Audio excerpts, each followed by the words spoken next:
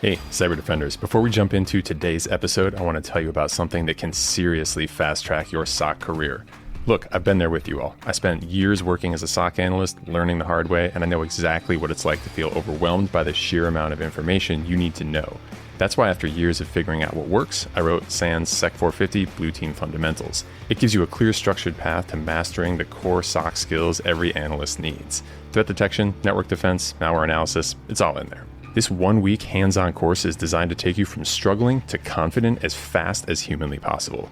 You'll learn real-world tactics taught by experienced professionals, and at the end, we'll be prepared to take on the GIAC GSOC certification, the most complete SOC analyst training in the world. This isn't just great for your resume or career as an analyst, but for the whole team as well. Sec 450 has helped thousands of students and is now used to standardize training by SOC teams at top-tier organizations, educational institutions, governments, and militaries all over the world. You want to skip years of trial and error and start making an impact now? Hit the link in the show notes or go to sans.org/sec450 to check it out. And now, let's jump into the episode. Hey everyone, John Hubbard here. So today I've got something a little different for you for this episode. It is a special bonus presentation from one of our partner podcasts called the SANS Cyber Leaders Podcast. It's hosted by James Lyne and Ciaran Martin, and I think a lot of you are going to love it. Look, I know we've got a lot of leaders in our audience, and this show is honestly right up your alley. It's still fairly new, but Ciaran and James do an awesome job getting their guests talking and pulling out amazing insights and nuggets of wisdom along the way in a very efficient show format. I know it's something the listeners of this podcast are going to enjoy. The episode you're going to hear today was actually an interview where they had me on the show a couple weeks ago, and at the end I thought, hey, this would make a perfect blueprint episode, so why not share the love, right? Ciaran and James focus their podcast for cyber leaders, from CISOs to directors and everyone on down. So I think it's something that no matter who you are, it's a great perspective builder and something that will help you keep in mind the big trends that are going on in the industry and what people working at the higher business levels are thinking about them as we go through 2025 and beyond. Oh, and while we're talking about leadership, I've got another episode coming your way in a couple weeks that I'm really pumped about as well. I talked with Zach Stufflebeam, who has this fascinating military background, and we dove deep into how his military experience shapes the way he runs the SOC that he manages. And we talked about leadership and lessons learned the hard way, and a lot of good things came out of that. And here's the kicker. We recorded it live together as a walk and talk style episode, which is something I'd never done before. So I won't spoil the rest of it, but trust me, it's going to be a fun one that you'll like when that comes out in a couple weeks as well. Anyway, enough for me. Let's jump into this bonus episode from our friends at SANS Cyber Leaders.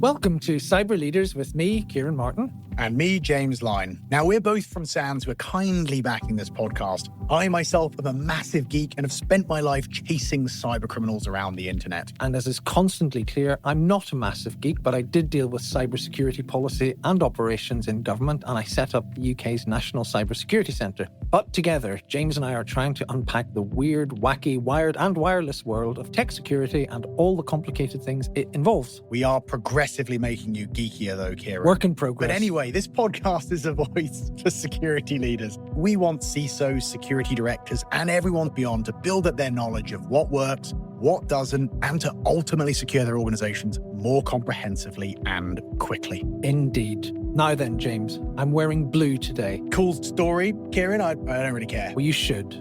You're going to have to give me a bit more on that. Why exactly? Blue is the theme of today's podcast, because when things are down and everything is bleak, we talk of hope, blue skies, and the days ahead. But enough of that. Because we work in cybersecurity, we do spread as much gloom as we need to on this podcast. We talk about threats and baddies and harm and loss and all of that depressing stuff. Without giving in to FUD, I might add. We've had that conversation. We have had many times. All of that goes with the territory of cybersecurity, I would say. Well, it does, doesn't it? And you know how to wreak a bit of havoc yourself, don't you, James? You can do a fair bit of proper red teaming, breaking things, causing absolute mayhem and chaos, can't you? That is fair, Ciaran. I've got a great story about accidentally locking out 130,000 accounts in a business at one point. It has been done, but I think I see where you're going with this. Well, I'm going in two directions. One is we're going to do an episode, just the two of us, on you locking 130,000 accounts. But today, we're going to do an optimistic blue skies episode, a really empowering one. Core purpose of this podcast, one that helps people to cope with all the badness.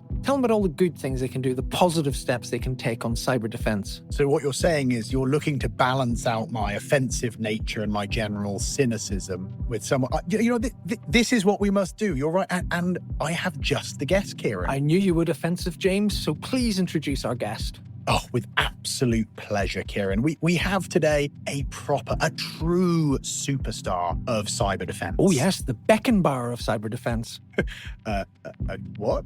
That's Franz Beckenbauer, James. He was the greatest defender of football or soccer for our American listeners, and indeed to cheat, our guest. Greatest defender the world has ever seen. He once played in the World Cup semi-final with a broken arm. True story. Oh, of course. Well, not the perfect comparator for our guest, I suppose, because, well, firstly, he is American, and because as one of the SANS most legendary instructors, more of what Americans would call a defensive coach, I suspect. That is fair. So sorry, go on.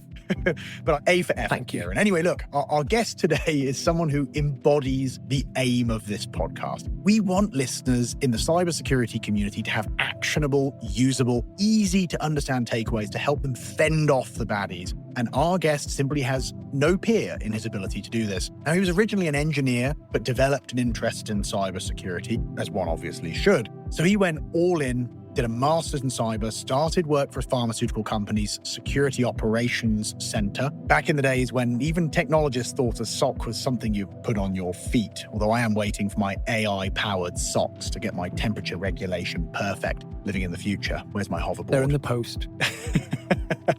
And he became the SOC manager for the US, and thankfully for us, found SANS. He's developed some of the most popular courses on security operations centers, but has broadened out into incident management using cyber intelligence, network security, and basically everything to do with cyber defense, building effective tools and practices and teams to enable organizations to find these intrusions into our networks and to respond to them, to stop the bleeding. His personal mission, in his own words, is to simplify cybersecurity operations for the next generation of cyber defenders. By the way, impressive, because I think my personal mission is at least 3 paragraphs, so he's clearly a master of brevity as well, which I always admire. That's something for us to learn. Oh, yeah, one day, Ciaran, one day. Maybe you could teach us that too. But look, he's done this through his work, in SANS, his SecHub YouTube channel, his wonderful Blueprint blog and podcast to match your shirt today, Ciaran. Thank you. And he's been so impressive as a teacher. He's now the curriculum lead for cyber defense at SANS.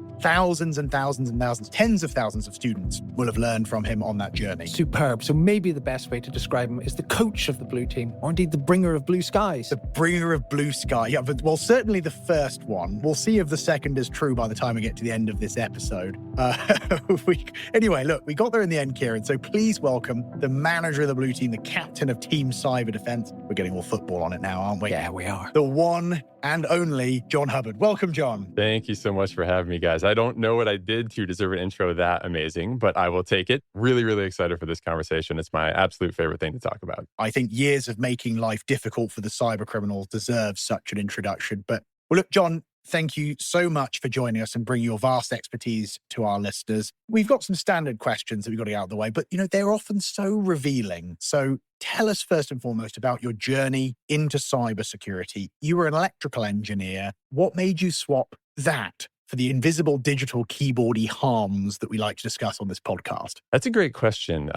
Thinking back on it, I believe that this is something that was always inside me, but I didn't realize I could make a career out of it. And what I mean by that is growing up, I was always into investigating the odd dark corners of the internet and computers and other things like that.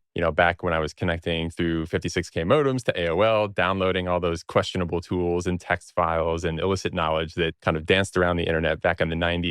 Did a little bit of playing with stuff there, got into the, I would say, maybe hardware and electronics side of hacking a little bit as well, with some freaking and, boxing and all that kind of fun stuff. Freaking. Oh, yeah. You are so old school. John, I think you might be my hero. I think I can admit that now, right? Oh, 100%. I'm going to get you a cape and maybe a Captain Crunch whistle. Yeah, exactly, right? So we, me and my friends, that is, we crafted a little bit of that sort of stuff. So hacking was always somewhere inside me, but I didn't know at the time going into college that was something I could make a career out of. So started with electronics because I was also very much into that. And really what got me pulled in is as I was doing my undergrad degree, started listening to a bunch of podcasts. And if there's one specific thing I can credit to really saying like, oh, this is something I might actually be able to do, it was listening to the Security Now podcast, which is now still running. And I thank them, immensely for giving me the initial knowledge to even get into this and talk my way probably into my first job. And so that's one of the reasons I run a podcast now. It's like, I want to give back to people and hopefully help them on that same journey. But for me,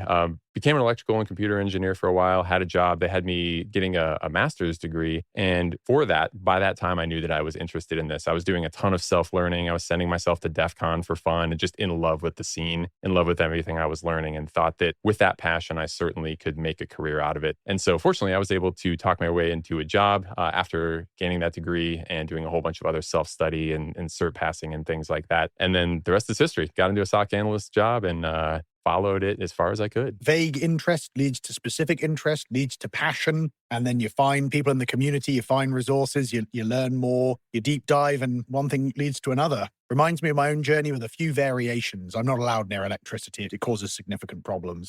But if I may, John, one further little dimension on this before we get to helping our listeners here. What brought you into teaching? You've helped so many students. You are phenomenal in a classroom. I've seen you in action. I've read the reviews. Tell me about that. And I know people kind of describe becoming a SANS instructor as the longest job interview in history. I know it takes years to get to that mantle, but you stuck with it. So tell me more. Yeah. So for me, when I got that first SOC analyst role, maybe a year or two in, I got my first training from SANS. And at the time, I wasn't familiar with it other than my coworkers who had taken courses say like, oh, you got to do this training. It's the greatest thing. So I went first class. I took the easiest one I could find, Forensics 610, and jumped right in. Just kidding. For those who might not know, that's malware reverse engineering. But that's where I started. And I went to that class. Jumping in at the deep end there. Yeah, exactly. Right. And not necessarily intentionally. I was like, oh, that sounds fun. And then got, smacked in the face with a bunch of deep knowledge. I hung with it though, pushed through it. For context, for folks that may not have done that, that would be the equivalent of going to an Olympic diving pool, finding the deep end and deciding it's not deep enough. So maybe taking some breeze blocks with you whilst you jumped in. So good for you, John. Sounds like that went really well. Yeah. So it was a struggle, but never have I learned something so fast and so relevant and so useful back in my day job. Right. And so, as a student, I'm like, this was awesome, right? Never has anything fast forwarded my career like that. So the next year I get them to send me to another class. And that was Sec 560, the pen testing class with Ed Scotus. Again, total, mind changer and game changer for my career. Added some very critical skills and perspective on how attackers work when I'm a defender, right? Really important stuff to know. And then after that, I took 511 and I'm like, this just keeps hitting, right? SANS has caught lightning in a bottle here. And I'm going to go to as many classes of these as I possibly can. Well, I was advancing through my career with largely a lot of help from SANS at that point. And eventually I took a bunch of certs, passed them all, and studied a lot. So got great scores and got that invite email that was like, hey, do you want to try teaching? And honestly, I think what got me into it is like, at the time, I'm like, this might be crazy, but I think I'm going to try it. Yeah, I'm very conscious of these moments in your life where it's like, if I send this email, if I click this button, like my whole future might change in a different direction. And this was one of those moments, right? I remember submitting it being like, am I really going to do this? Like, what if it works? What if it doesn't work, right? Hit the button. This was back in the SANS mentor and community days. So a little bit different, wind up to being an instructor back then. But that set me on the path, started teaching, and I loved it, right? Connecting with students, getting to talk with peers. It was just something that was so fun and so exhilarating too. I've never gone skydiving, but I imagine like the feeling of getting done with the class, especially early on when you're an instructor doing it for the first couple of times is pretty similar to like, oh, I just jumped out of a plane and lived. It's like, oh, I just got in front of this classroom full of other people and I didn't look like an idiot. For 6 days. Yeah. Having done both, I think your analogy works, by the way. Yeah. So it's a tricky thing to do, but it was really fun. And after that, basically, I was just hooked. Right. And had that realization that after I got in, every time I'm doing something difficult and hard and scary, I love doing it. SANS pushes me that way. So I've stuck with it and we'll see where the trail goes. So given that James wants you to jump into a very deep swimming pool with breeze blocks attached, I imagine the teaching equivalent of skydiving is probably well within your capabilities. But let's wind it way back. Can we combine the two, Ciaran, somehow? In your imagination, absolutely. But it's beyond me now. In terms of helping our listeners, as we've promised, some of them will be saying, right, go deeper, go more technical. Others will be going, hang on, I would feel this 610. I might be looking at a mirror here. Others will be saying, freaking, not sure what that is. Don't like the sound of it. But now you're teaching, you're head of the defense curriculum at SANS. You've written a course called Blue Team Fundamentals. So at the very basic level, you've got this brilliant stuff on Blue Team Fundamentals. So what does the concept mean? What does it encompass? So first, a little bit of story on where the class came from and then into the kind of general definition there. The class came from me being a SOC leader at GlaxoSmithKline. That was a company I worked for, headquartered over there in London. Large organization, a lot of stuff on the network to defend. And I was the US SOC manager. And in that role, of course, I was hiring new analysts. I had also come from being an entry-level analyst early on and kind of worked my way up to that. So going through that whole thing, doing a lot of self-learning, I thought that I had a fairly deep understanding of what it was difficult to grasp as a newcomer. And then as a manager, I was like, now that I've taken all these SANS classes by this point, I'm like, what class am I going to send new analysts to get them spun up in a SOC, right? And that class didn't quite exist. There were some things kind of around it, but there wasn't like, here's the starting SOC analyst class. And so after being involved with SANS for a while there and teaching, they're like, why don't you write it? And I had one of those moments of, should I really do this? But I was like, I want this to exist, right? I need a class that's going to teach people these things. And so what are those things, right? Blue team fundamentals. For me, if you're going to work on a blue team,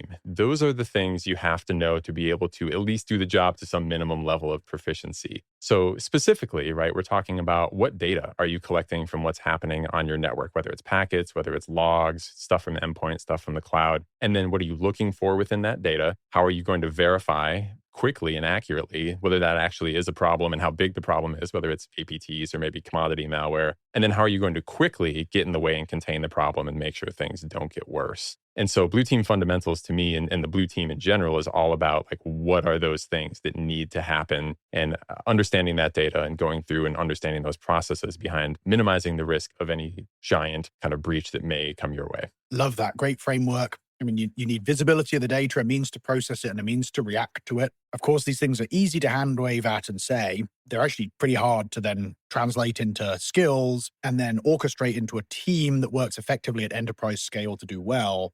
What do you think the biggest challenges are for newcomers to SOC in getting started with this, in learning these? I mean, you've seen a lot of students work through that. What's the hardest bit, do you think, John?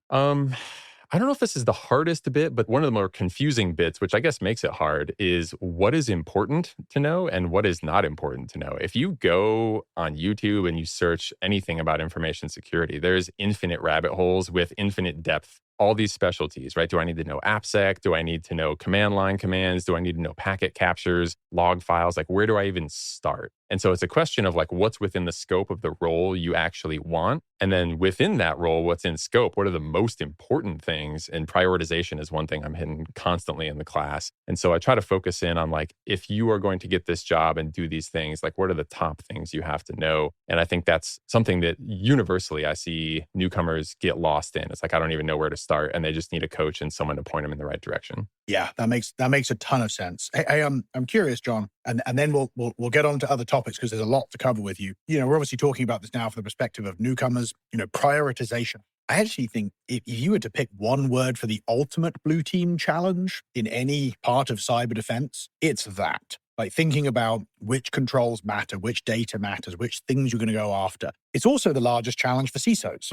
You think of all the shiny boxes you could deploy, all the different things you could invest in for the kind of plethora of different types of attacks or different initiatives. Any pro tips from you can share in how, you know, security leaders can make sure that their teams are working through this prioritization exercise well? Anything they should cause those teams to do regularly, or questions they should ask to help them be intellectually honest about prioritizing as the SOC is developing? Any little nudges you might ask? Yeah, absolutely. So prioritization can't be accurately done if you don't know what the threats are. So threat intelligence is going to be a huge piece of this. And every industry, every company of every size is going to have a slightly different risk profile, slightly different attack groups that may come their way. And so while you can go out and buy best of breed tools and all sorts of stuff like that, that doesn't mean those things match up with what you might be going up against. So if you're trying to build a SOC, right, one of the things you want to do from the start is like think about what are the critical business systems, what are the threats to those systems? Are we worried about confidentiality, integrity, availability? You know, are we maintaining uptime? Are we keeping the power on and the water clean, or are we making t-shirts, right? Those are usually the two extremes I go to. One group is going to have a very different set and a very different impact if it's successfully attacked than a company that is making, consumer products or something that's not literally keeping people alive. And so you have to balance the threats with the spend and the risk and everything else, and make sure that you set off on a rational course that is informed by the best threat intelligence you can get your hands on. Right. But before we move on, I'm going to make a valiant attempt on behalf of some of our more general listeners who have a very high-level interest in cybersecurity, as you and James get into so much brilliant detail, and James goes all jargony on you. Now, he mentioned these people who think that I would never, Ciaran. Oh, come on. Guilty as charged. Okay, guilty. Now, you mentioned earlier, James, people who still think SOC is footwear, and I'm thinking of those maybe C-suite executives, or maybe some new CISOs or people who've been told they're chief risk officers or something. And you know who you are. you've had a board discussion with your cybersecurity team and they've nodded knowledgeably when they're told, yes, things are improving. We've stood up our SOC, and they nod there and they silently listen. But they're admitting to themselves they've no real idea what the purpose of a security operations center is and what goes on in there. So just tell us briefly, John, what to you is a security operations center? What's its role in cyber defense?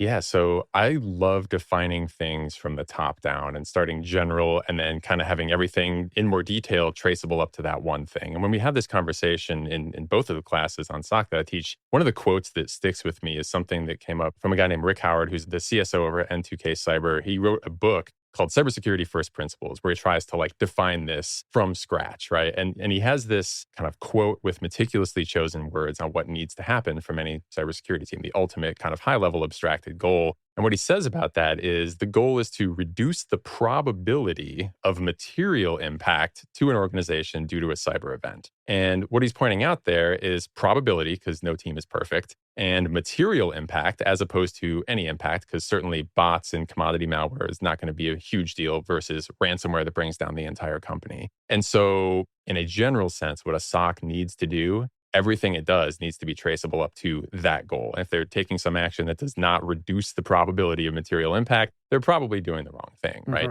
But how do they specifically do it? Well, what they're looking at trying to do is just what I said before, right? Know the enemy, know and predict what they're likely to do, what they likely want, and specifically how they're going to do it, and then match that with the capabilities they need to be able to spot those activities before the attackers get through those entire attacks. And that's the thing about these really damaging attacks. Usually they're multi-stage attacks. And so if you can stop one of those attacks anywhere in those stages before the final stage, when they exit with your data or they hit the button on the ransomware and everything gets locked down, the blue team is still won. And so what the blue team is looking to do is collect the right data, look for the right things, and disrupt those attacks sometime before they reach the end of that cyber kill chain. And we have a bunch of tools and a bunch of data we need to implement to be able to do it, and a bunch of technical training and process and workflow that supports it. But that's largely what a SOC is out to do. Thank you. That is extremely helpful. Right, James, you can get back to the clarity and brevity, things we can learn from, Ciaran. But look, let's bring in another fundamental bit of blue team security. And, you've been trying to balance out my cynicism and offensive nature, but I think we still get to talk a little bit offensive with John. Yeah, all right then. So look, to the non-cybersecurity person, it is a bit of a weird phrase. It sounds like checking if a writing implement works. But, by its full name of penetration testing, it does tend to bring out its own set of giggles, let's be honest. Cybersecurity professionals will know what pen testing is, right? This idea of finding flaws by emulating attacker tactics. John, you have a huge, cyber defense leaning here with the SOC. There's this trend of penetration testing that's been going on for years. There's red teaming, there's purple teaming. There's all these variations that all center around this idea of testing one's defenses. What's the latest here? What's the overlap, of good pen testing and good offensive with good blue team? What trends are you seeing and what should CISOs be looking out for? And sorry to hit you with a question that is transcending all of cybersecurity in at least 4 different colors. Oh, no problem. That's another thing I love talking about. So blue teaming is great. Setting up a defense team is great. Setting up smoke detectors is great. But you still always have that lingering question of, well, what if they don't work, right? The smoke detector, you hit the button, the thing beeps, and you say, great, right? I am safe from fires. With a SOC, you got to hit the button, right? And hitting the button is what the penetration test does. Or red teaming, adversary emulation. There's a bunch of different tweaks on those things. And we can get into those specifics on what each of those different things is. And everyone has a little bit different definition there. But largely, the red team is there to sharpen the blue team and also help them ideally sleep better at night. Everyone sleep better at night, all the way up to the CISO, because you have actually pretended to be an attacker, a relevant attacker using real attack methods, ideally, and you should have been able to stop them. Purple teaming is kind of the same thing as well, but it's a little bit more interactive and more exhaustive in my experience. A lot of times that's more of an exercise where you have both teams sit in a room and you just iteratively go through a giant list exhaustively of all the different ways of accomplishing certain things. And so that's actually something I like doing before getting into a full unannounced pen test. But really all of those things are awesome ways of checking that the SOC is actually able to defend against the most realistic things that those testers can't come up with. Now, all that stuff is great and we love those. And I highly encourage everyone to do that. In fact, it's mandated in most places, right? For compliance reasons, you got to get a pen test.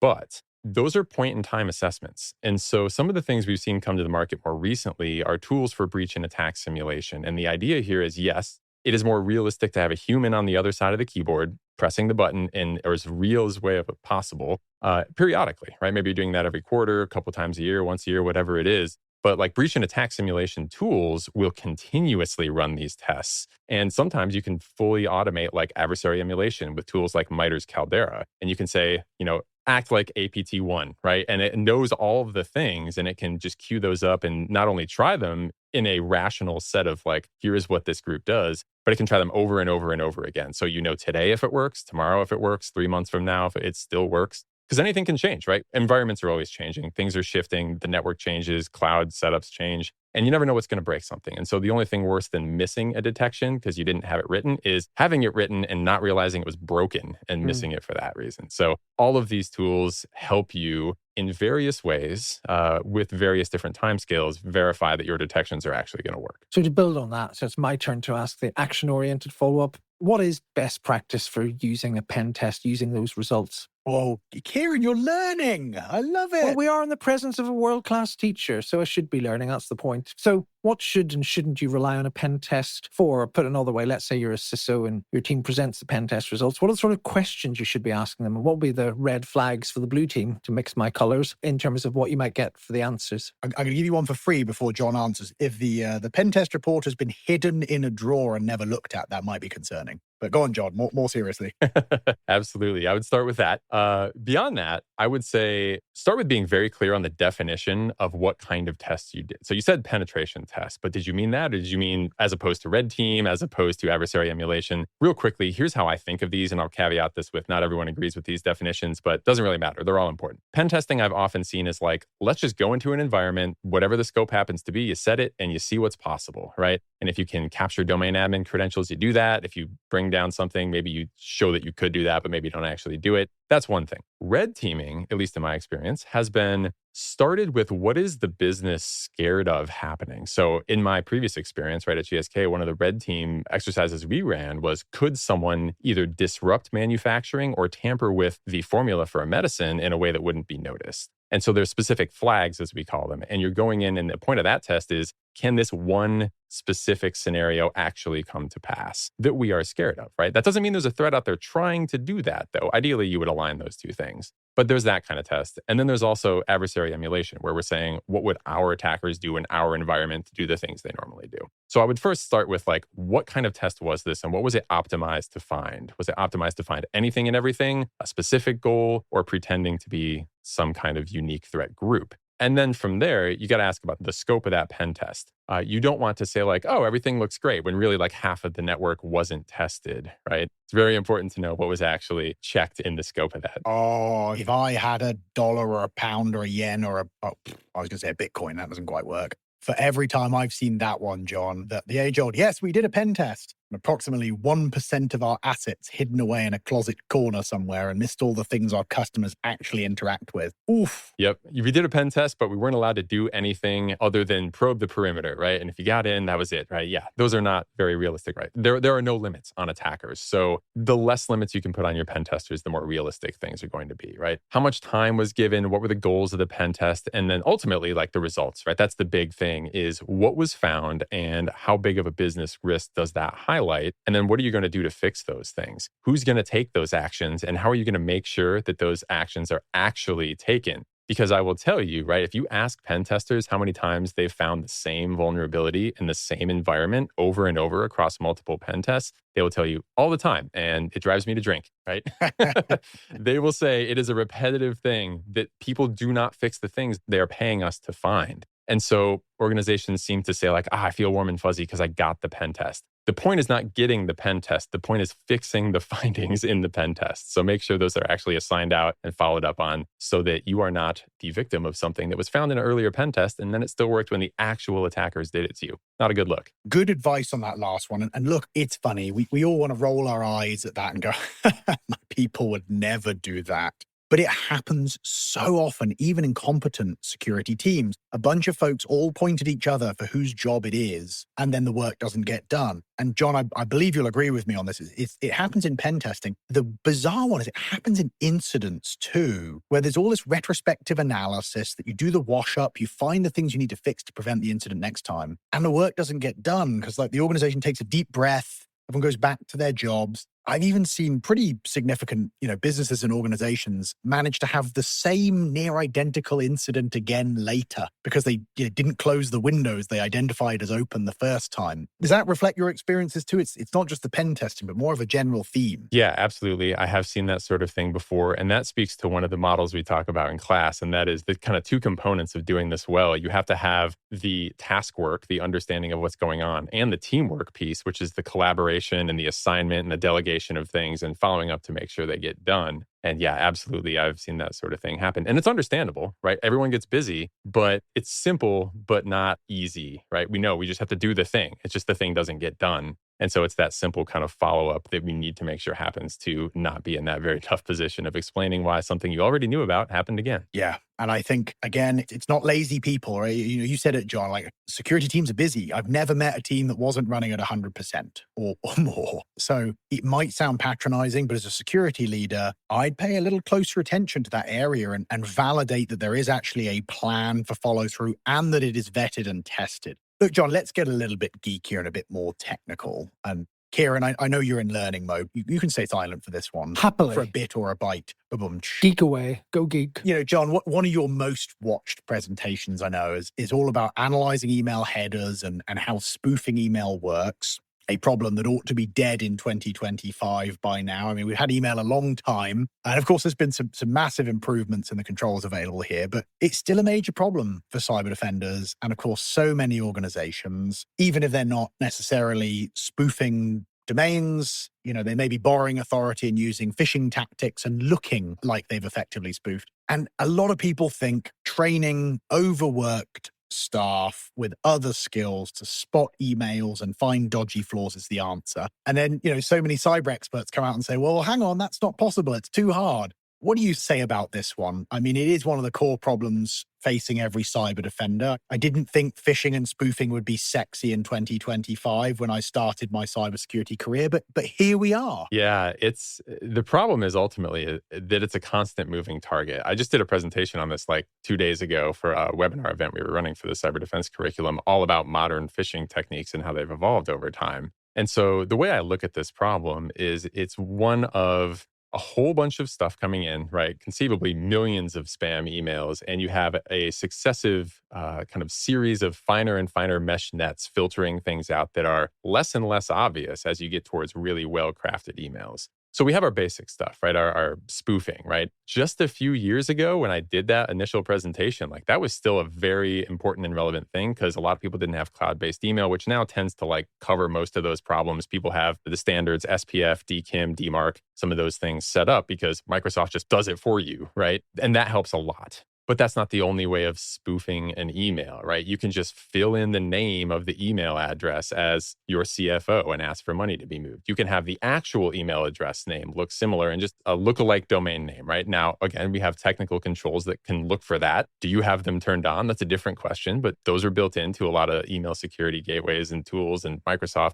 All that stuff is there in 365, but you have to turn it on and use it. And so ultimately, we have the basics covered pretty well now. And now we're moving into a world where email is often weaponized using links that you can't immediately tell are bad. Links to Dropbox where it's a good website, but they've put something bad on it. And so the link can be scanned all day and your scanner is going to say, well, Dropbox is conceivably fine, right? It's what you're downloading from Dropbox that's the problem. So maybe you go there. It's a PDF. Well, something scans the PDF because that's what email does now. The PDF's fine. What's in the PDF, though, might not be fine. It might be a QR code. It might be a link. That link takes you to another website, and then that other website happens to be a clone of the Microsoft login page that can intercept your name, your password, and your two-factor token. Then it will steal the cookie because it's intercepting all that traffic, and now that attacker can log in as you. And there's a million different iterations on that sort of thing. That's the problem, right? Every kill chain of all the things that happen in a phishing email is not only somewhat unique and different,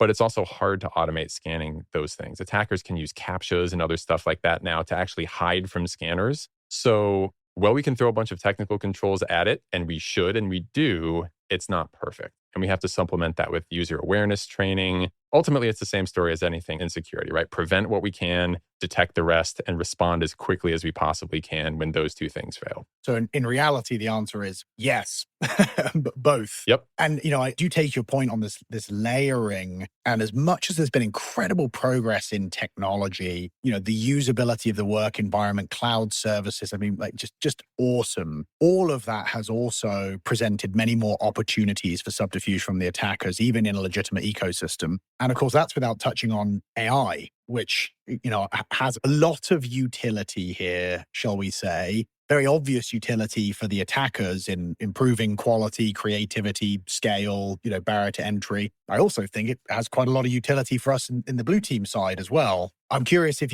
I'm not going to take you off into an hour of AI and blue team because that's a whole separate episode. No! But okay, we'll do that next time. But I am curious here, super quickly, before Ciaran forcibly crowbars us on, do you see that, the same, most advantages to the attackers today on the stuff, developing blue team legitimacy? Is it about even keel? How do you think about it? I think it has raised the capability of both sides somewhat evenly. Clearly, in the past, it was easy to tell a phishing email from poor language, grammar usage, things like that. Now they have AI to make that thing very clean. But we also have AI to say, does this email look like a phishing email? And some of the phishing emails that are the most damaging are the ones that don't have a link and they don't have a file attachment. It's just text that says, hi, I'm your CFO. Please move the money. Don't tell anyone. I'll explain tomorrow. Well, now we can point AI at that and say, does this look like a common business email compromise scenario? And is the text potentially suspicious? And yeah, it can identify that sort of thing and flag stuff that otherwise would have been very, very difficult to programmatically pull out before. So there are upsides to both red and blue. That's why my emails keep getting filtered. Well, look, we do have to move on a bit. Those were excellent and extremely useful answers. Much better, if I may say so, than the questions deserved. Having stayed silent so that James could get highly technical, he came out with such profound insights like, we've had email for a long time and other gems.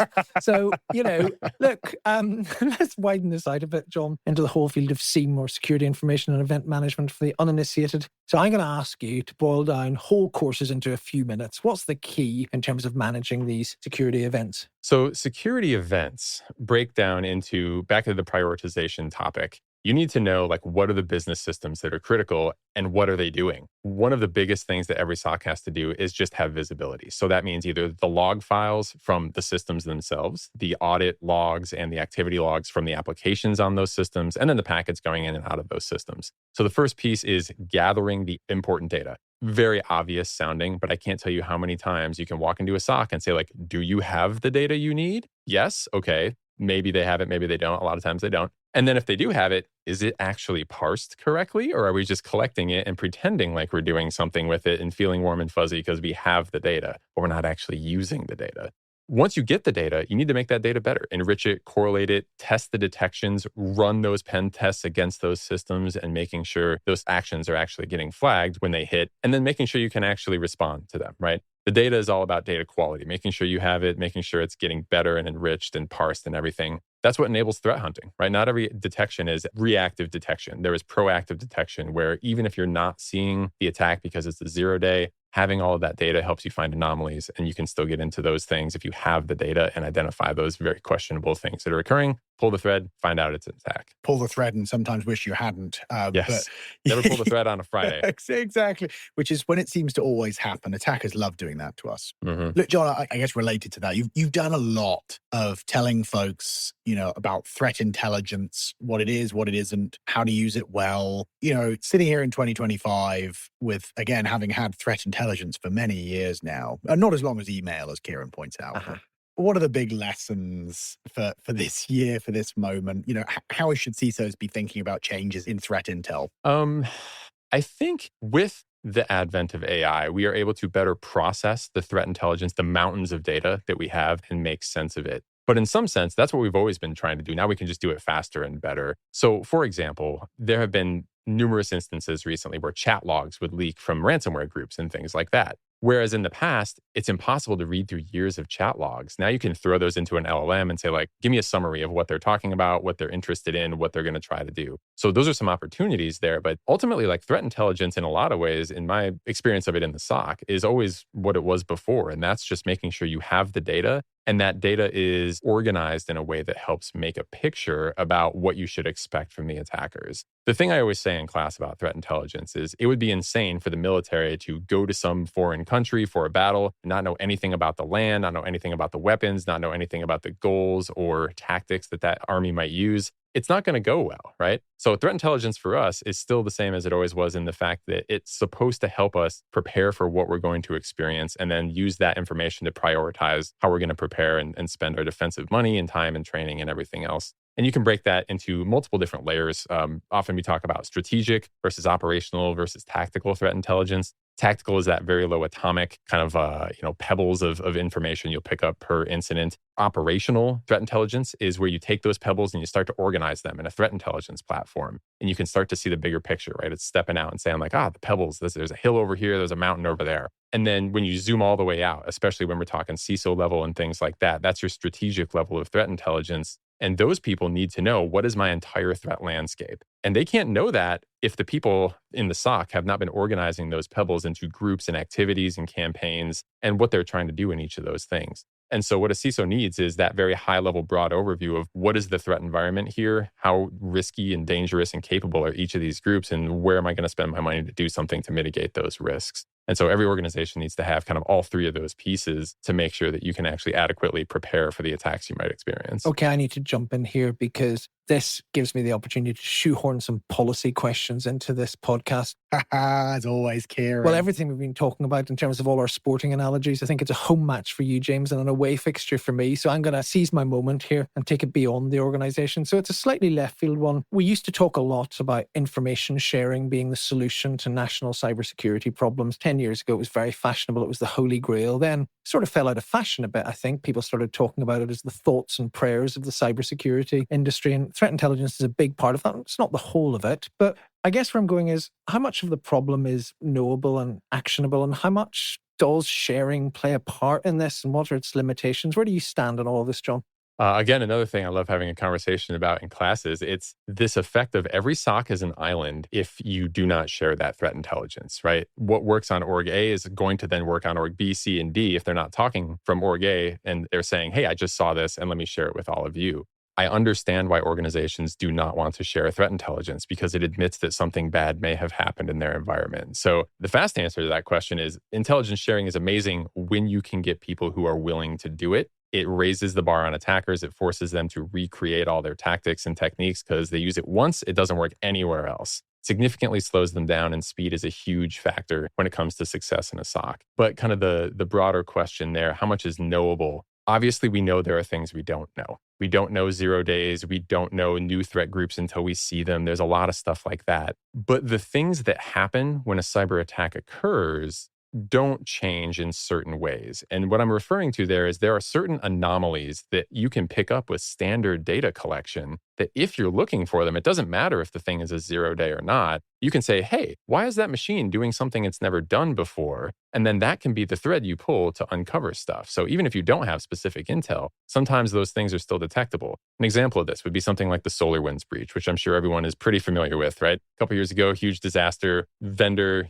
supply chain attack. It was a trusted system with a lot of permissions, right? But when you have servers and things like that, they tend to do about the same thing day in and day out, which gives you the capability as a defender to say, all right, well, I'm going to watch for it to do something different. So if you had EDR installed on a system like that, you could say, well, why was there a new executable that was run here that's never run before? Like in this case, it may have been the Cobalt Strike Beacon executable. Yeah. Or why is that server talking to a server it's never talked to before? Or connected to a domain name, which in that case was avsvmcloud.com, right? Maybe the team sees that and it says, well, this server has never reached out to the internet and talked to that domain before. Does SolarWinds own that domain? Do a quick Google. No, they don't. Okay, wait, something is weird here, right? So we can pick up these things in other ways, even if threat intelligence is not specifically there. The problem is knowable if we understand the principles behind it, right? And one of the core principles for any SOC is not all anomalies are bad things, but all bad things are anomalies in some way if you are collecting the data to identify the anomaly. So that's what kind of motivates me to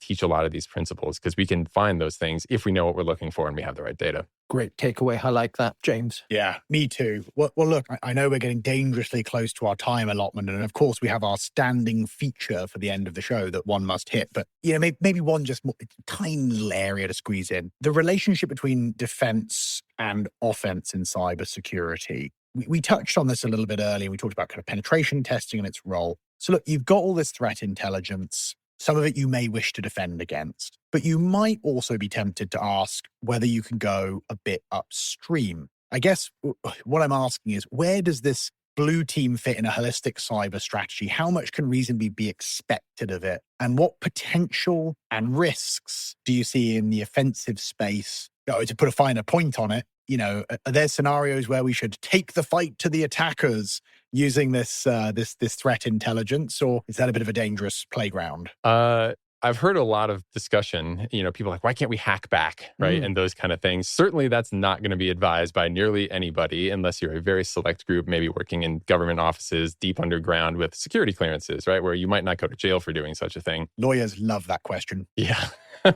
Generally not a good idea. There are other things, though. We can set traps and honeypots that kind of feels a little bit more safe and those kind of things. Certainly those kind of things are possible, but largely, where does this fit in a more holistic approach? Technical cyber defense is just one piece of the pie, right? There's governance and risk and compliance and how policies that you have for your company are going to drive all of those things. And one of the things I love talking about with the SOC is it's easy to write a policy to say this is what we are and are not allowed to do that makes writing a technical detection much easier. So for example, right, at my previous organization, we had policies that said these are the network protocols you are allowed to use. So for us as defenders, we can say, hey, anytime we see any other protocol, it's at best someone creating some kind of acceptable use policy violation. At worst, it's an attacker that didn't know about that policy and now we just caught them. And so we can interweave the paperwork piece of this and the technical detections to create better ability to detect. And then also considering, where we fit in on legal and compliance measures and where we're storing our data and all the other problems that are cyber related that can come into that. Technical cyber defense from advanced attackers is just one piece of the pie. So, it's fun and it's exciting and I love it.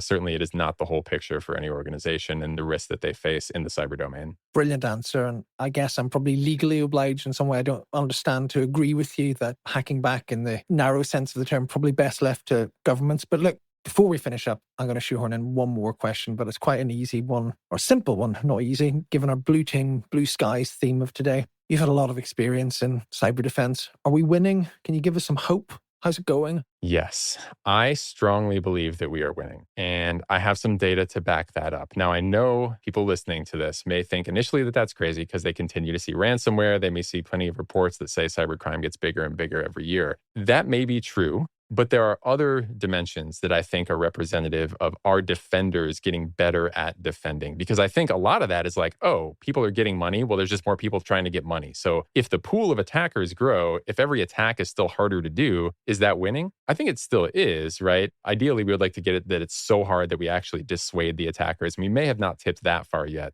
But here's the one piece of evidence that I love pointing everyone at. Mandiant does a report every year called the Mandiant M-Trends report. And it actually just came out a couple days ago containing all the data for 2024. And one of the key metrics that I always open up this discussion with is what would winning look like? And are we going in that direction or not? Winning to me is if you consider any single attack, is it getting harder or easier? And are we catching those attacks faster or slower, right?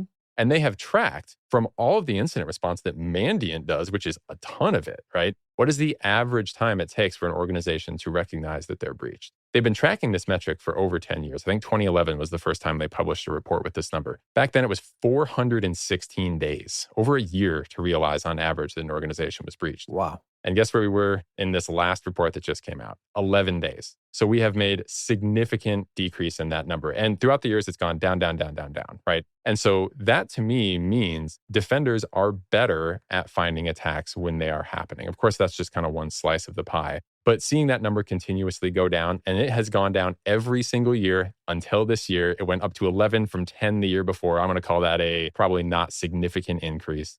That tells me we're going in the right direction. Also, on top of that, anecdotally, if you talk to pen testers, they will tell you EDR, XDR, NDR, all these other kind of things that have come out in the defensive space have greatly matured what is happening. And it is much harder for them to get a successful pen test. They have to dodge all this stuff that was just not even there in the past. It was super easy to do a pen test like 5-10 years ago, and it is much more difficult now. So I would say absolutely we are doing a better job defending. We are winning. We haven't won with a period at the end yet, but we're getting there. Optimism, brilliant. You can definitely come back. I would love to. I also like the number of references to winning and very Charlie Sheen, but I'll take it more genuinely. But look, John, look, we've covered so much. And as much as there's many more topics that we'll have to wait for the next time you're back with us, we are going to have to bring things to a close. But first, we come to James's favorite part of the show, but it's highly problematic this time. There is nothing problematic about my 30-second takeaway. Not in general, but there is this time, but for a very good reason. Yeah,